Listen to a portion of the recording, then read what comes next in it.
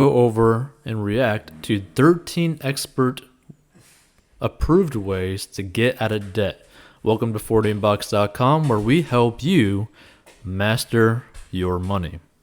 So number one, getting out of debt. Well, basically just getting out of debt. Dealing with debt can feel like a hopeless situation. You try your best to make your payments, but interest charges eat up all your progress. The next month, you're back to square one. Sound familiar? Don't worry, you don't have to be stuck with debt forever.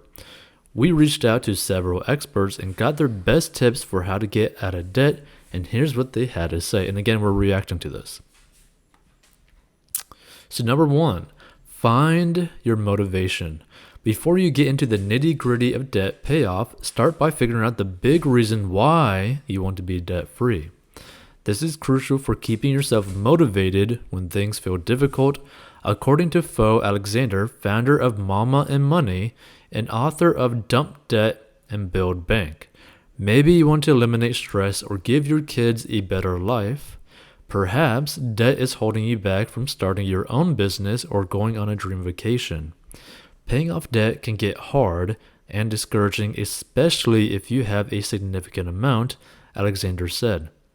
Whatever your reason, make sure that it's enough to keep you encouraged when times get tough.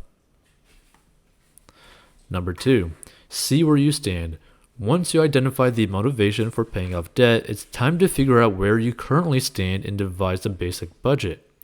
You need to know what goes in and out of your household and whether those expenses can be covered with your income, said Leslie H. Tain, a debt solutions attorney and managing director of Tain Law Group, PC. Start by making a list of all of your monthly expenditures, including healthcare, utilities, insurance, childcare, and housing costs. Don't forget to include debt payments too. Next, add up all your monthly income and subtract your expenses, and the money left over is your cash flow, and you may be surprised to find that it's negative. If so, you need to find ways to cut your spending so that you can pay down debt more aggressively and eventually grow your savings. Number three, identify poor spending habits. Once you have a basic budget in place, take a look at your discretionary spending, aka your wants, and look for opportunities to cut unnecessary spending. Don't worry, you don't have to live on a bare bones budget forever, but if you want to get rid of your debt fast, it's important to look for ways you might be wasting money and cut those expenses. It's easy to fall back into the debt trap if you don't address the habits that caused you to get there in the first place, said Andrea Warwick, a consumer and money-saving expert. She explained that identifying and eliminating spending triggers can help, and everyone has a trigger, and it's important to face it to avoid it and prevent it from destroying your financial gains. For instance, if you're a compulsive shopper, delete retail apps and turn off push notifications for sales. And I agree with this. There's a lot of people that do not have impulse control. So you have to do this. So if you can't walk into Target or Costco without buying a bunch of stuff, you don't need guilty. Stop shopping at these stores in person. Instead, order online and choose curbside or in-store pickup or have the items delivered to you directly, work suggested. And every time you dodge an impulse purchase, put that extra money toward repaying your debt. I 100% agree with that. Number four, increase your income. You can only scrimp and save so much. In addition to cutting your spending, another way to pay your debt more aggressively is to earn more income. It doesn't have to be a part-time or full-time job either, Tain said. Side gigs such as baking, photography, dog walking, babysitting, ride-sharing, or turning unoccupied space in your home into a rental can all generate extra income. Just keep in mind that gig workers are responsible for paying taxes on their earnings, so be sure to set aside some of your income for tax time and find out if you need to make quarterly estimated payments. Number five, narrow your focus. It's easy to feel overwhelmed when tackling your debt. There can be many competing priorities, including keeping up on the bills, paying off debt, saving for retirement, buying a house, etc. People want to feel like they are making progress, so they spread their focus and resources across all of these goals, said Brian Walsh, a certified financial planner at SoFi. This may seem logical, but it is the exact opposite of what we recommend. Instead, focus on accomplishing one goal at a time.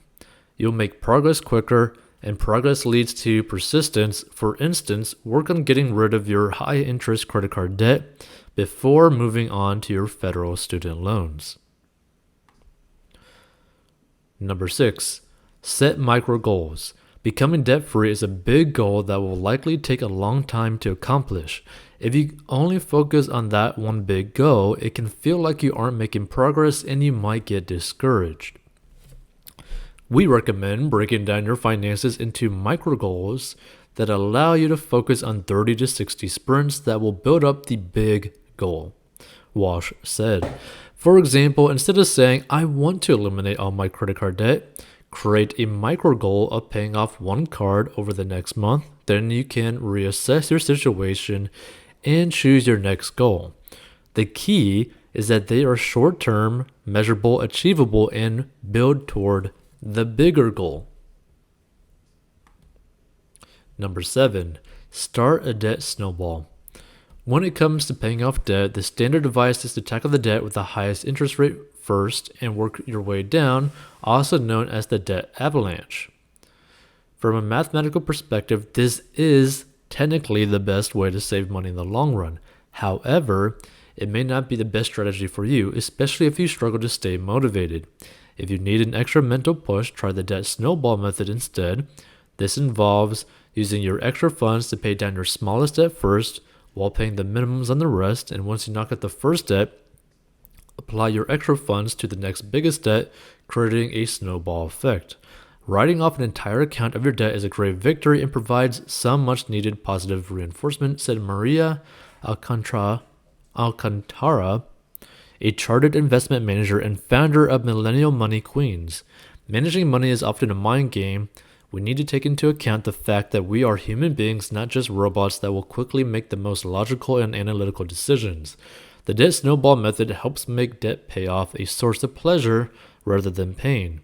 It may cost you a little more in interest overall, but the psychological benefits can be worth it. I agree. Number 8, pay more than the minimum. Paying the minimum payment due on your debts will ensure you avoid late fees. But when it comes to getting rid of your debt completely, it's important to pay more, according to Tegan Phelps, founder of the Blissful Budget. Otherwise, you get stuck in a cycle of barely paying down the interest you accrue each month. Doing this will ultimately pay your debt down quicker and save you money in interest, Phelps said. Number 9, set up automatic payments. Another mental roadblock to paying off debt is having to take money out of your bank account and send it off to your lenders. Physically moving your hard-earned money between accounts can be a mentally painful process.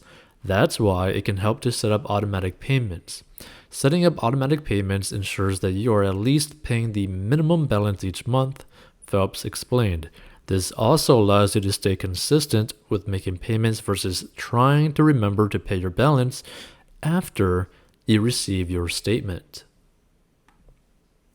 Number 10, apply for a 0% balance transfer card.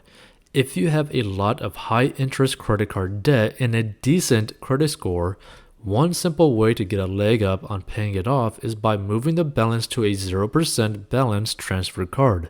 In order to entice new customers, many card issuers will offer to charge you 0% interest for anywhere from 12 to 24 months if you transfer your balance from a competitor. This means that your monthly payment will go fully toward your past purchases and expenses, and nothing will be wasted on interest, so that you will pay down your balance faster with less money, Rock said. When using this strategy, it's crucial that you stop charging expenses to the old card you just transferred your balance from. Also, take advantage of your 0% interest period and do your best to pay off the whole balance before interest starts accruing again. Otherwise, you could end up back where you started. Number 11, negotiate your rate. Did you know it's possible to negotiate your interest rate with lenders, especially if you're in good standing? Carmen Perez, a personal finance advocate for Varo Bank, said one way to get ahead of your debt is by calling up your creditors and asking for a rate reduction. When calling, be sure to remain calm and polite. It helps to bring up examples of how you have been a good customer, such as making all your payments on time.